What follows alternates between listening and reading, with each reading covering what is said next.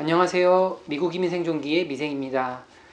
부동산 투자를 할 때 수입을 만들어내는 방법이 네 가지나 된다는 거 알고 계셨나요? 오늘은 그 네 가지 수입을 내는 방법에 대해서 한번 이야기를 해보고, 또 부동산을 사게 될 때는 대부분의 경우에 대출을 받아서 사게 되잖아요. 그래서 적은 돈으로 비싼 부동산을 사게 되는데, 이런 원리를 이제 지렛대를 활용한다는 그런 의미에서 레버리지를 활용한다는 소리를 많이 하는데요. 이 레버리지를 활용하게 될 경우에 어떤 장점과 어떤 단점이 있는지에 대해서도 한번 이야기를 해볼게요. 첫 번째는 캐시플로우, 현금 흐름인데요. 제가 좀 설명을 쉽게 하기 위해서 예를 하나 들어볼게요. 10만 불짜리 집이 있다고 생각을 할 때, 제가 이 10만 불짜리 집을 25% 다운 페이먼트를 하고 산다고 얘기를 해볼게요. 그러면 2만 5천 불을 제 돈을 들여서 제가 이 집을 사게 되는 거죠. 이 집을 사고 나서 매달 1,000불씩의 렌트를 주고 이 집을 렌트를 줄 때 이 집이 매달 1,000불의 수익을 만들어내는 거잖아요. 근데 이 수익이 다 저의 수익이 되는 건 아니고 운영 비용을 제하고 남은 돈들이 수익이 되는데요. 일반적으로 부동산에서 들어가는 운영 비용들이 모기지 페이먼트, 그리고 수리비, 텍스, 인슈런스 이런 것들이 있는데요. 여기서 한번 예를 들어서 400불 정도 모기지 페이먼트가 들어가고, 또 한 200불 정도가 수리비로 들어가고, 텍스랑 인슈런스가 각각 100불 정도 들어간다고 얘기를 했을 때 총 800불의 운영 비용이 들어가게 되는데요. 그걸 제하고 남은 돈이 200불. 이게 이제 캐시플로우가 되는 건데요. 이거를 12달로 계산을 해보게 되면은 2,400불이 되잖아요.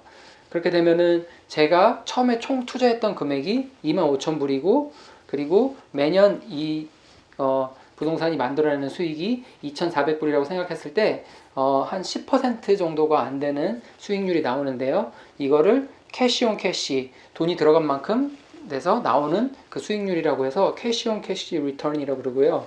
보통 뭐 부동산마다 다르긴 한데 일반적으로 한 5%에서 10% 정도의 캐시 온 캐시 리턴을 기대할 수 있어요.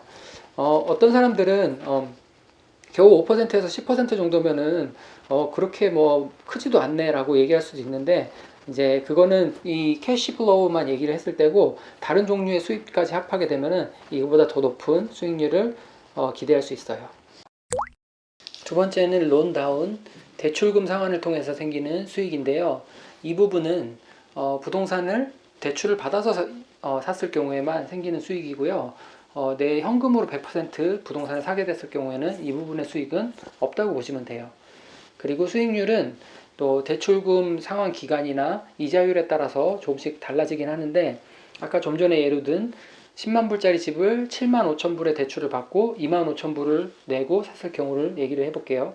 그 7만 5천 불의 대출금이 30년 동안, 그리고 이자율은 좀 높게 잡아서 한 5% 정도라고 생각을 했을 때, 첫 해에는 한 1,100불 정도의 대출금 원금이 상환이 되고요.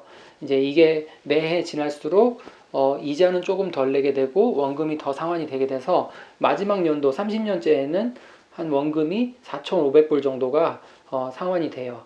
그래서 이제 첫 해 같은 경우에 1,100불이라고 했을 때 제가 총 투자한 금액 25,000불 대비 한 4.5% 정도 되고요.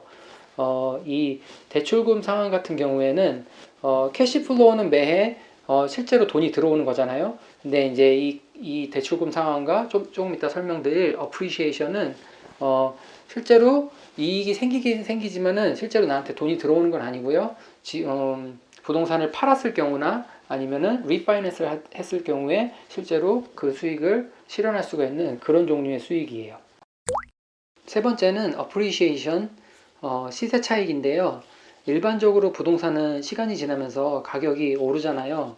그래서 시기와 지역에 따라서 오르는 정도는 각각 다르지만은 일반적으로 한 3% 정도 매년 오른다고 얘기하면은 크게 벗어나지 않는 것 같아요. 그래서 아까 10만 불짜리 집을 예로 들었다면은 1년에 한 3,000불 정도씩 집 가격이 오른다고 생각하면 될 것 같아요. 그래서 3,000불이 시세 차익에서 오는 수익이라고 볼 수 있고요. 25,000불 대비해서 3,000불 하게 되면은 한 12% 정도 거기서 수익률이 나오게 되는 것 같아요. 네 번째는 텍스 베너핏인데요.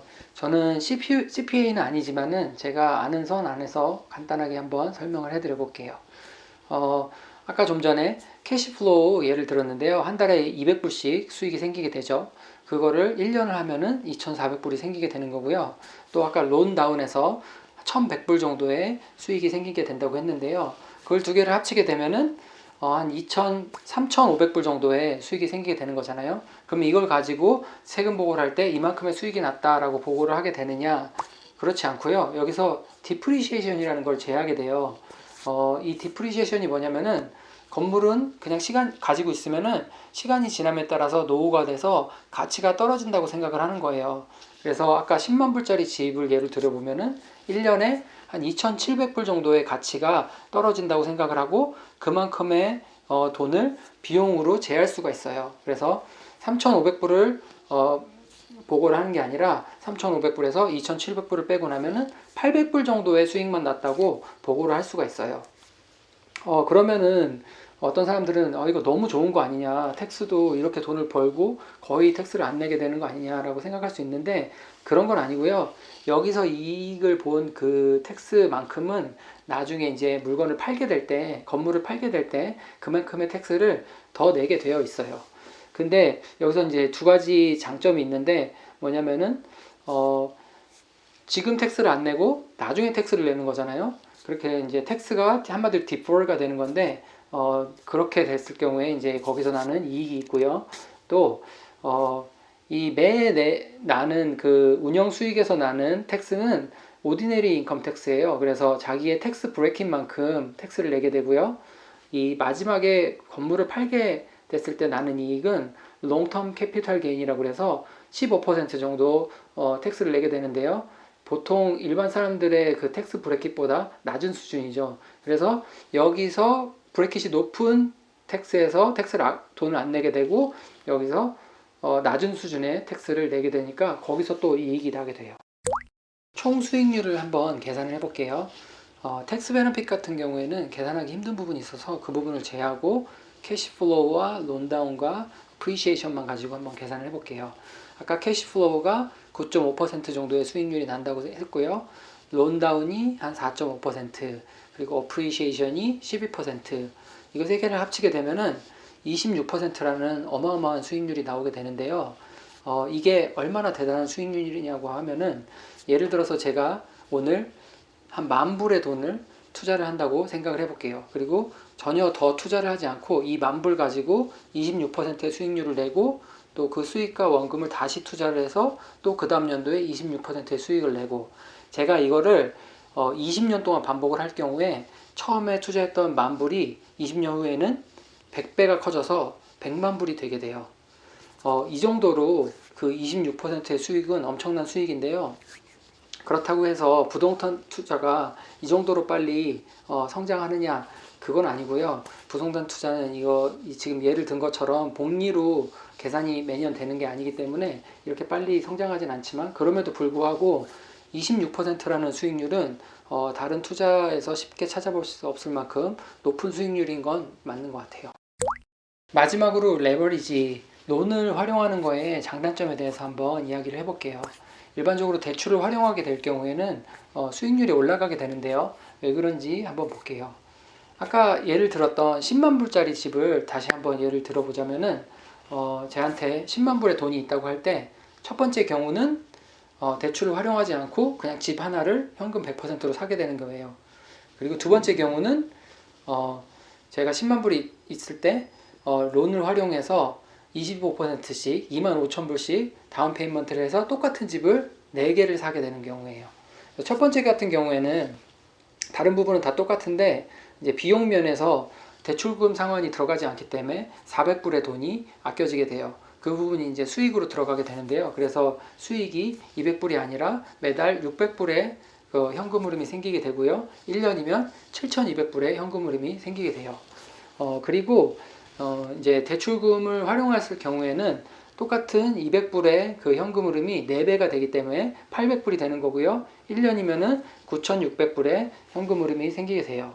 그래서 현금 흐름만 놓고 봤을 경우에 7,200불, 9,600불 그렇게 많이 차이는 나지 않지만 그래도 또 이 대출을 활용하는 쪽이 조금 더 높게 나오게 되고요. 이제 차이가 많이 나는 부분이 론다운과 어프리시에이션인데요. 론다운 같은 경우에는 대출을 활용하지 않았을 경우에는 론을 받지 않았기 때문에 그 안에서 나는 수익이 전혀 없게 되고요. 여기 대출을 활용했을 경우에 아까 첫 번째 연도에 1,100불 정도의 대출금 원금 상환을 수익이 난다고 했는데 건물이 4개이기 때문에 4,400불 정도의 수익이 생기게 되고요. 어프리시에이션 같은 경우에 3,000불 정도의 그 어프리시에이션 수익을 기대할 수 있다고 했는데 건물이 하나인 경우에는 3,000불 쪽에 대출을 이용해서 건물을 4개를 산 경우에는 여기서 12,000불의 수익을 기대할 수가 있어요. 그래서 이 부분을 다 합쳐보면은 대출을 활용하지 않았을 경우에 1,200불 정도의 수익을 기대할 수가 있고요. 대출을 활용해서 건물을 4개를 샀을 경우에는 26,000불 정도의 수익을 기대할 수가 있어요. 그래서 이렇게 단순 계산만으로도 대출을 활용하지 않는 것과 활용하는 게 한 약 2.5배가 넘는 그런 수익의 차이를 보여주고 있어요. 대출을 활용할 경우의 단점을 한 3가지 정도로 생각해 볼 수 있겠는데요. 첫 번째는 대출이 빚이다 보니까 아무래도 많은 빚을 떠안고 가야 된다는 심적 부담감이 있을 수 있겠고요.